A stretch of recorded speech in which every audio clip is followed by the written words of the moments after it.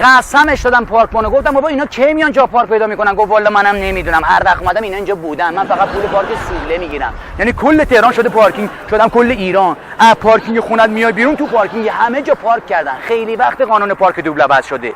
یه جا پارک خالی دیدی گذشت که بری جلو دنده عقب بیای تو پارک، با کله باز بری اون تو، بری جلو دنده عقب بیای 6 تا ماشین میکنن اون تو. خیلی جا کمین زدن، ماشین از پارک میاد بیرون، از عقب و جلو حمله میکنن بکنن اون تو. جا پارک نیست.